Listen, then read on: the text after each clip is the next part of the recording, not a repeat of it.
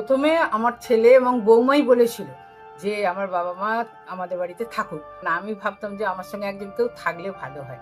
আমি ওই জন্য কিছুদিন তাদের থাকতে বলেছিলাম। তো আপনার ভাসুরের সাথে আপনার হাজবেন্ডের কিরকম? আমার connection ভাসুরের সাথে আপনি আমার একটু হাজবেন্ডের বললেন। মধুর সম্পর্ক ছিল। হ্যাঁ, মানে দাদা ভাইকে ভীষণ ভালোবাসতো, ভাইও দাদাকে খুবই ভালোবাসতো। তো পরিস্থিতি কিভাবে আজকে এরকম পরিস্থিতিতে এসে আপনি পৌঁছলেন? হচ্ছে আমার হাজবেন্ডের মারা যাওয়ার পরে তারপরে আমি মানে আমার ভীষণ মানসিকভাবে বিপর্যস্ত হয়ে পড়েছি, যার জন্য আমার তখন কিছুই মানে খেয়াল থাকতো না। আমি তখন আমার হাজবেন্ডের কি টাকা পয়সা ছিল আমি সেটাও জানতাম না। আমি আর একটা বিশেষ কথা বলতে চাই যে যেদিন আমার হাজবেন্ড মারা গেল সেদিন তার ডেড বডি তখন পড়ে, তখন আমার ইচ্ছা ছিল না যে আমার ছেলেকে দিয়ে তার মুখাগ্নি করাই, কারণ সে তাকে এতটাই টর্চার করেছে যে আমি বলতে চাই যে আমার ইচ্ছা ছিল না যে ওকে মুখাগ্নি করাই। কিন্তু আমার বাড়ি ভর্তি তখন আত্মীয় স্বজন, হ্যাঁ সব এসেছে, পাড়া প্রতিবেশী, আপনার তাদের ছেলের বন্ধু বান্ধব সবাই হ্যাঁ এসেছিল? সবাই এসেছিল। আমি তখন সিন ক্রিয়েট করবো না বলে আমি কিছু বললাম না, ওই মানে জন্য এতটাই আপনার হাজবেন্ডকে হ্যাঁ এতটাই টর্চার করেছে। কিন্তু এখন মনে হচ্ছে সেটা করলেই বোধহয় ভালো হতো, মানে আপনার ছেলেকে দিয়ে মুখাগ্নি না করানো। করানো। হ্যাঁ হ্যাঁ, এবার আপনি বলুন যে আপনি যেটা বলছিলেন আমাদের কাছে যে আপনার তো সেই সময় মানসিক অবস্থা একদমই ঠিক ছিল না, হ্যাঁ খুবই স্বাভাবিক। হ্যাঁ, হ্যাঁ। তো তারপর আপনি তারপর হ্যাঁ, আমার বলুন। ছেলে আমাকে বলল যে টাকা পয়সাগুলো, বাবার টাকা পয়সাগুলো কি হবে, হ্যাঁ ওগুলো কে কি দায়িত্ব নেবে। তখন আমি বললাম ঠিক আছে, কে নেবে, তুই দায়িত্ব নে, এটাই বললাম।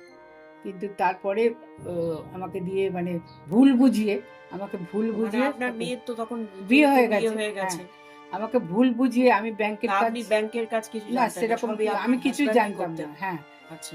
তখন আমি বললেন যে তুই দায়িত্ব নে, তুই আমি যেগুলো যেগুলো ও বললো সেগুলো সেগুলো ওতে ইয়ে করে দিলাম। তখন ও মানে কি ও যেগুলো যেগুলো হ্যাঁ ও বললো মানে? যেগুলো যেগুলো বললো মানে সাইন করতে বললো কিছু জায়গায়, তখন আমি তো কিছু জানতাম না ব্যাংকের ব্যাপার, তখন ও সাইন করে দিলাম। তখন ও গিয়ে সেই ব্যাংকে, থেকেই ওরা হ্যাঁ ব্যাংকের কাজগুলো আপনার ছেলেই হ্যাঁ ছেলেই দেখাশোনা করে। দেখাশোনা করতো।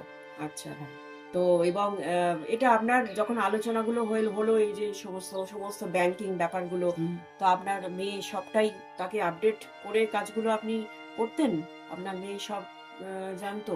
হ্যাঁ মেয়ে ছিল বাড়িতে, তখন তোর বাবা সেই সদ্য মারা গেছে তো ছিল বাড়িতে, কিন্তু ও সেরকম অতটা ব্যাংকের কাজ খুব একটা জানতো না, যার জন্য ও ভাবলো যে মাকে হয়তো দাদা দেখবে, হ্যাঁ তাহলে দাদাই সব দায়িত্ব নিক, এইভাবেই ও তাই আমাকে বলেছিল যে হ্যাঁ দাদাই তাহলে দায়িত্ব নিক, ওর যেহেতু বিয়ে হয়ে গেছে আর 1 বছর আগে।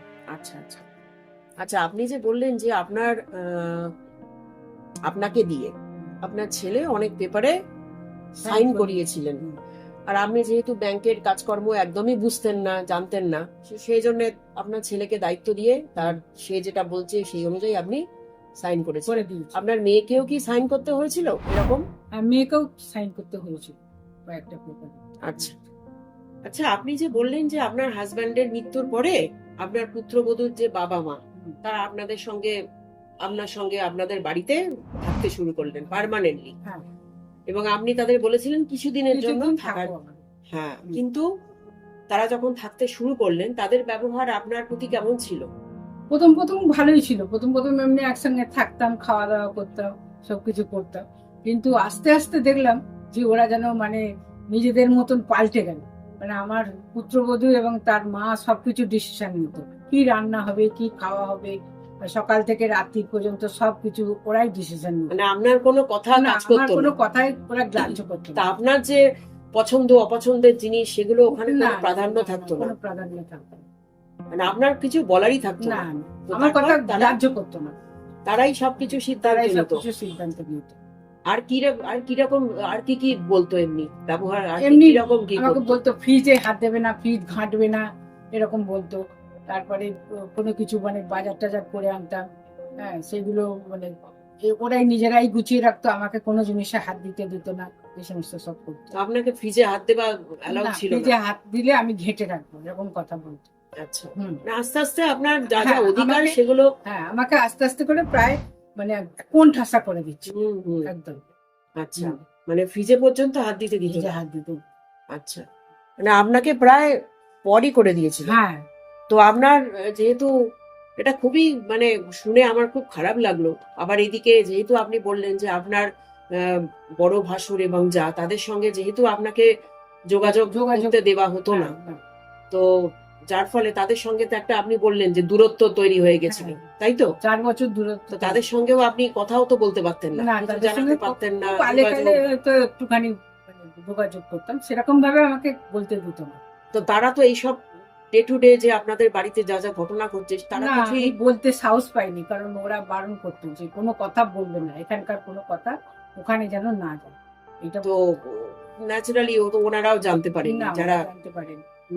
বুঝতে পেরেছি।